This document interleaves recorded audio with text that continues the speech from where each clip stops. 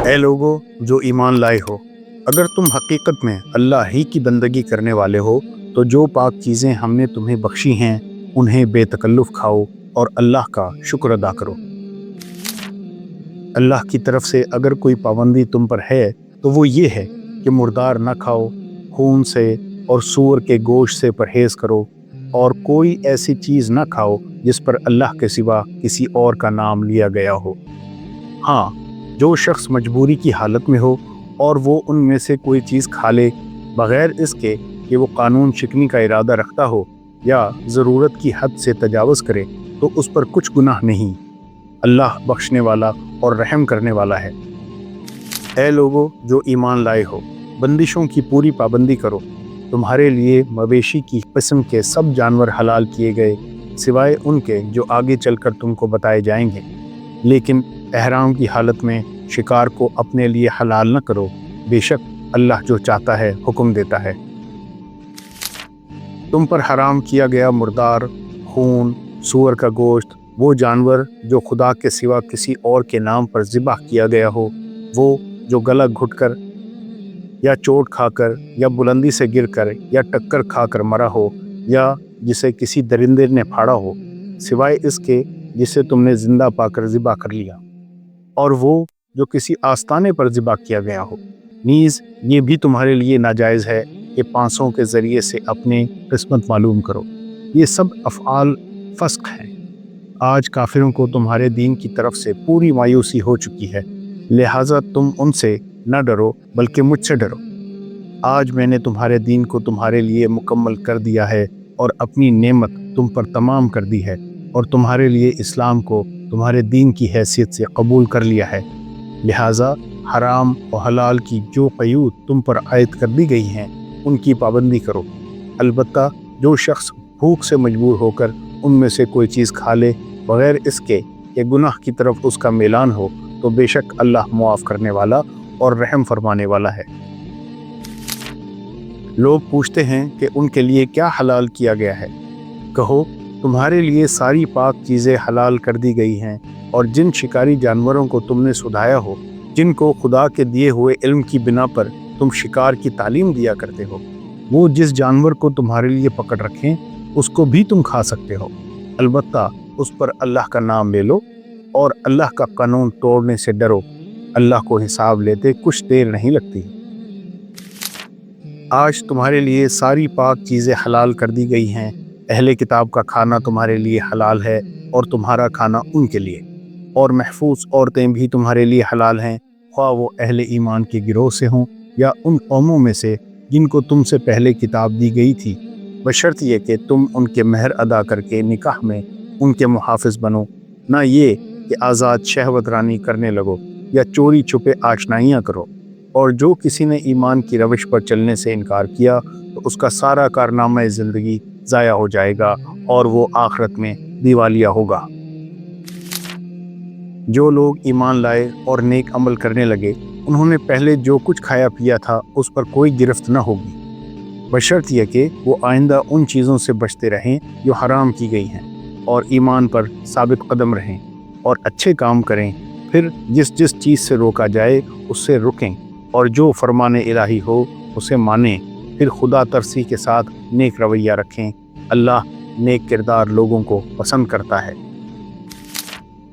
اے لوگو جو ایمان لائے ہو، اللہ تمہیں اس شکار کے ذریعے سے سخت آزمائش میں ڈالے گا جو بالکل تمہارے ہاتھوں اور نیزوں کی زد میں ہوگا، یہ دیکھنے کے لیے کہ تم میں سے کون اس سے غائبانہ ڈرتا ہے۔ پھر جس نے اس تنبیہ کے بعد اللہ کی مقرر کی ہوئی حد سے تجاوز کیا اس کے لیے دردناک سزا ہے۔ اے لوگو جو ایمان لائے ہو، احرام کی حالت میں شکار نہ مارو، اور اگر تم میں سے کوئی جان بوجھ کر ایسا کر گزرے گا تو جو جانور اس نے مارا ہو اسی کے ہم پلہ ایک جانور اسے مویشیوں میں سے نظر دینا ہوگا، جس کا فیصلہ تم میں سے 2 عادل آدمی کریں گے، اور یہ نذرانہ کعبہ پہنچایا جائے گا، یا نہیں تو اس گناہ کے کفارے میں چند مسکینوں کو کھانا کھلانا ہوگا یا اس کے بقدر روزے رکھنے ہوں گے تاکہ وہ اپنے کیے کا مزہ چکھے۔ پہلے جو کچھ ہو چکا اسے اللہ نے معاف کر دیا، لیکن اب اگر کسی نے اس حرکت کا اعادہ کیا تو اس سے اللہ بدلہ لے گا۔ اللہ سب پر غالب ہے اور بدلہ لینے کی طاقت رکھتا ہے۔ تمہارے لیے سمندر کا شکار اور اس کا کھانا حلال کر دیا گیا، جہاں تم ٹھہرو وہاں بھی اسے کھا سکتے ہو اور قافلے کے لیے زاد راہ بھی بنا سکتے ہو۔ البتہ خشکی کا شکار جب تک تم احرام کی حالت میں ہو تم پر حرام کیا گیا ہے۔ بس بچو اس خدا کی نافرمانی سے جس کی پیشی میں تم سب کو گھیر کر حاضر کیا جائے گا۔ اے پیغمبر، ان سے کہہ دو کہ پاک اور ناپاک بہرحال یکساں نہیں ہیں، خواہ ناپاک کی بہتات تمہیں کتنا ہی فریفتہ کرنے والی ہو۔ بس اے لوگو جو عقل رکھتے ہو، اللہ کی نافرمانی سے بچتے رہو، امید ہے کہ تمہیں فلاح نصیب ہوگی۔ پھر اگر تم لوگ اللہ پر ایمان رکھتے ہو تو جس جانور پر اللہ کا نام لیا گیا ہو اس کا گوشت کھاؤ۔ آخر کیا وجہ ہے کہ تم وہ چیز نہ کھاؤ جس پر اللہ کا نام لیا گیا ہو، حالانکہ جن چیزوں کا استعمال حالت اضطرار کے سوا دوسری تمام حالتوں میں اللہ نے حرام کر دیا ہے، ان کی تفصیل وہ تمہیں بتا چکا ہے۔ بکثرت لوگوں کا حال یہ ہے کہ علم کے بغیر محض اپنی خواہشات کی بنا پر گمراہ کن باتیں کرتے ہیں۔ ان حد سے گزرنے والوں کو تمہارا رب خوب جانتا ہے۔ تم کھلے گناہوں سے بھی بچو اور چھپے گناہوں سے بھی۔ جو لوگ گناہ کا اکتساب کرتے ہیں وہ اپنی اس کمائی کا بدلہ پا کر رہیں گے۔ اور جس جانور کو اللہ کا نام لے کر ذبح نہ کیا گیا ہو اس کا گوشت نہ کھاؤ، ایسا کرنا فسق ہے۔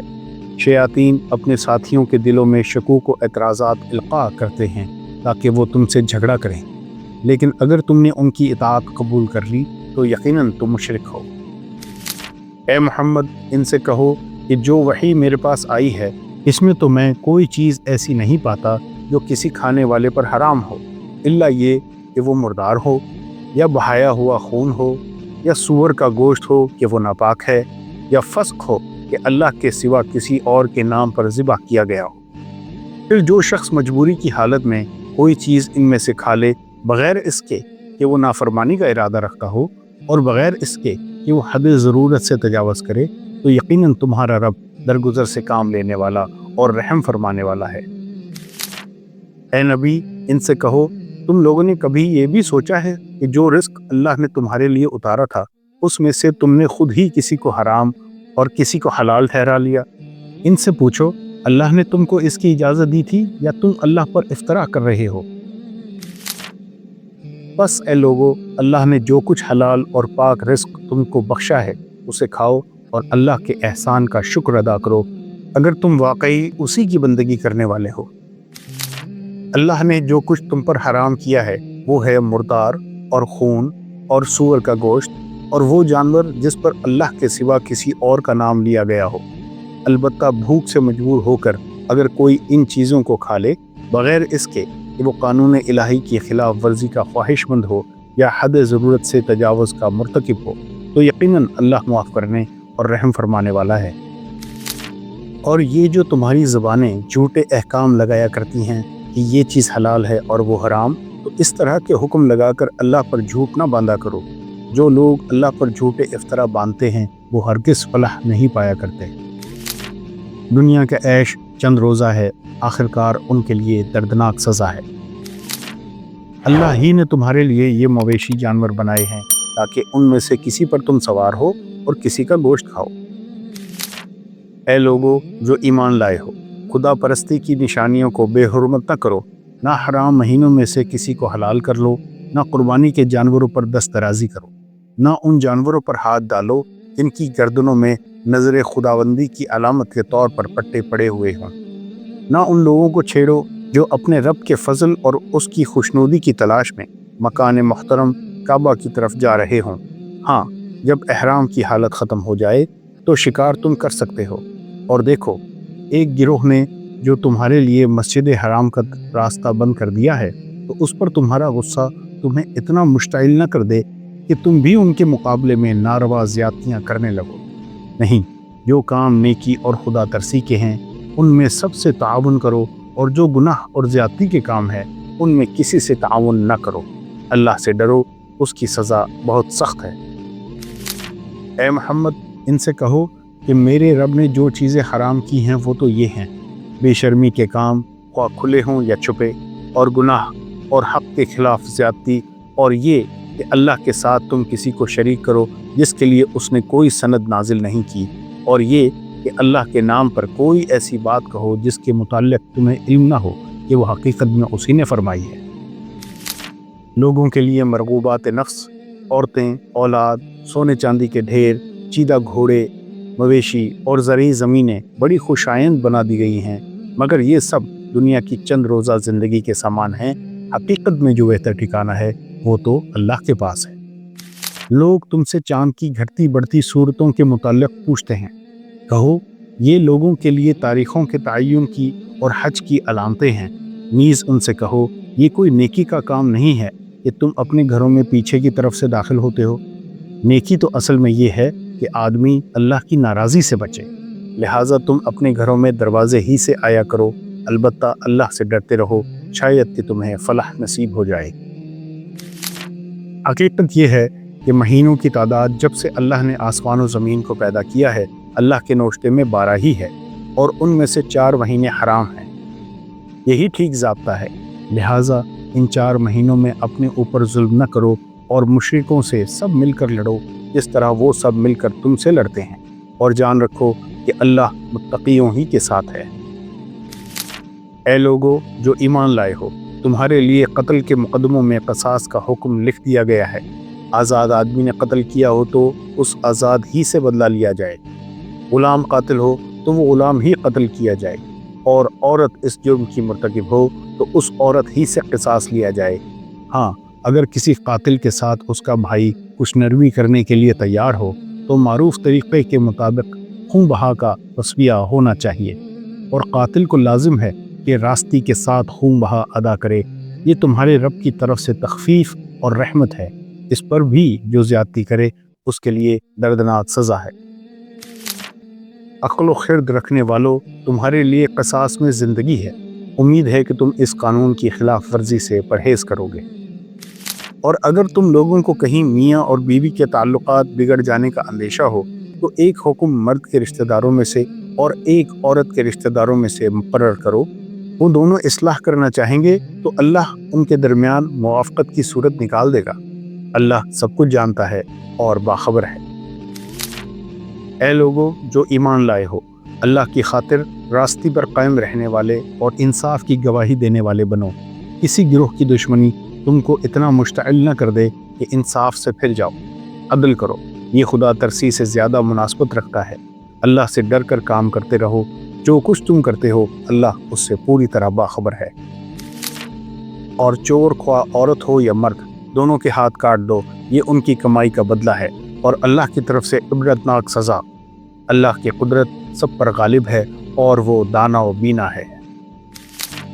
یہ جھوٹ سننے والے اور حرام کے مال کھانے والے ہیں، لہٰذا اگر یہ تمہارے پاس اپنے مقدمات لے کر آئیں تو تمہیں اختیار دیا جاتا ہے کہ چاہو ان کا فیصلہ کرو ورنہ انکار کر دو۔ انکار کر دو تو یہ تمہارا کچھ بگاڑ نہیں سکتے، اور فیصلہ کرو تو پھر ٹھیک ٹھیک انصاف کے ساتھ کرو کہ اللہ انصاف کرنے والوں کو پسند کرتا ہے۔ اے محمد ان سے کہو میرے رب نے تو راستی و انصاف کا حکم دیا ہے، اور اس کا حکم تو یہ ہے کہ ہر عبادت میں اپنا رخ ٹھیک رکھو اور اسی کو پکارو اپنے دین کو اس کے لیے خالص رکھ کر۔ جس طرح اس نے تمہیں اب پیدا کیا ہے اسی طرح تم پھر پیدا کیے جاؤ گے۔ موسیٰ کی قوم میں ایک گروہ ایسا بھی تھا جو حق کے مطابق ہدایات کرتا اور حق ہی کے مطابق انصاف کرتا تھا۔ ہماری مخلوق میں ایک گروہ ایسا بھی ہے جو ٹھیک ٹھیک حق کے مطابق ہدایت اور حق ہی کے مطابق انصاف کرتا ہے۔ یہ لوگ جہاں کوئی اطمینان بخش یا خوفناک خبر سن پاتے ہیں اسے لے کر پھیلا دیتے ہیں، حالانکہ اگر یہ اسے رسول اور اپنی جماعت کے ذمہ دار اصحاب تک پہنچائیں تو وہ ایسے لوگوں کے علم میں آ جائے کہ ان کے درمیان اس بات کی صلاحیت رکھتے ہیں کہ اس سے صحیح نتیجہ اخذ کر سکیں۔ تم لوگوں پر اللہ کی مہربانی اور رحمت نہ ہوتی تو تمہاری کمزوریاں ایسی تھی کہ معدود چند کے سوا تم سب شیطان کے پیچھے لگ گئے ہوتے۔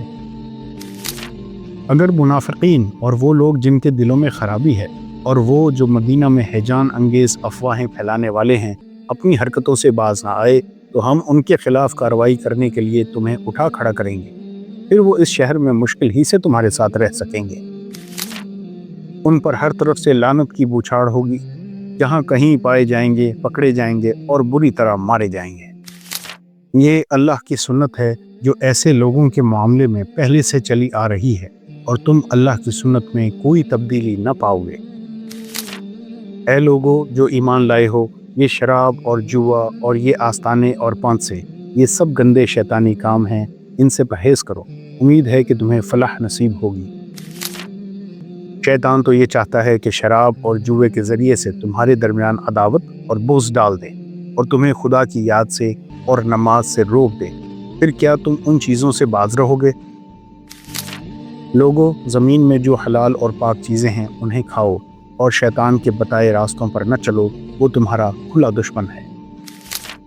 तुम्हें बदी और फहश का हुक्म देता है और ये सिखाता है कि तुम अल्लाह के नाम पर वो बातें कहो जिनके मुताल्लिक तुम्हें इल्म नहीं है कि वो अल्लाह ने फरमाई हैं। जो लोग चाहते हैं कि ईमान लाने वालों के गिरोह में फहश फैले, वो दुनिया और आखिरत में दर्दनाक सज़ा के मुस्तहिक हैं। अल्लाह जानता है और तुम नहीं जानते। ऐ लोगो जो ईमान लाए हो, शैतान के नक्शे कदम पर न चलो। उसकी पैरवी कोई करेगा तो वो तो उसे फहश और बदी ही का हुक्म देगा। अगर अल्लाह का फजल और उसका रहमो करम तुम पर ना होता तो तुम में से कोई शख्स पाक ना हो सकता, मगर अल्लाह ही जिसे चाहता है पाक कर देता है और अल्लाह सुनने वाला और जानने वाला है। इसी वजह से बनी इसराइल पर हमने ये फरमान लिख दिया था कि जिसने किसी इंसान को खून के बदले या ज़मीन में फसाद फैलाने के सिवा किसी और वजह से कत्ल किया, उसने गोया तमाम इंसानों को कत्ल कर दिया, और जिसने किसी की जान बचाई, उसने गोया तमाम इंसानों को ज़िंदगी बख्श दी। मगर उनका हाल ये है कि हमारे रसूल पै दर पै उनके पास खुली खुली हिदायत लेकर आए, फिर भी उनमें बकसरत लोग ज़मीन में ज़्यादतियाँ करने वाले हैं। जो लोग अल्लाह और उसके रसूल से लड़ते हैं और ज़मीन में इसलिए तगो-दो करते फिरते हैं कि फ़साद बर्पा करें, उनकी सज़ा ये है कि कत्ल किए जाएं या सूली पर चढ़ाए जाएं या उनके हाथ और पाँव मुखालिफ सिमतों से काट डाले जाएं या वो जिला वतन कर दिए जाएं। ये ज़िल्लत और रुसवाई तो उनके लिए दुनिया में है और आखिरत में उनके लिए इससे बड़ी सज़ा है। मगर जो लोग तौबा कर लें क़ब्ल इसके कि तुम उन पर काबू पाओ, तुम्हें मालूम होना चाहिए कि अल्लाह मुआफ़ करने वाला और रहम फरमाने वाला है। और ए मोहम्मद, मेरे बंदों से कह दो कि ज़बान से वो बात निकाला करें जो बेहतरीन हो। दरअसल ये शैतान है जो इंसानों के दरमियान फसाद डलवाने की कोशिश करता है। हकीकत ये है कि शैतान इंसान का खुला दुश्मन है। वो आखिरत का घर तो हम उन लोगों के लिए मखसूस कर देंगे जो ज़मीन में अपनी बड़ाई नहीं चाहते और ना फसाद करना चाहते हैं, और अंजाम की भलाई मुत्तकीन ही के लिए है। अल्लाह जिसको चाहता है रिज़्क़ की फराखी बख्शता है और जिसे चाहता है नपतुला रिज़्क़ देता है। ये लोग दुनियावी ज़िंदगी में मगन हैं, हालांकि दुनिया की ज़िंदगी आखिरत के मुकाबले में एक मताए कलील के सिवा कुछ भी नहीं।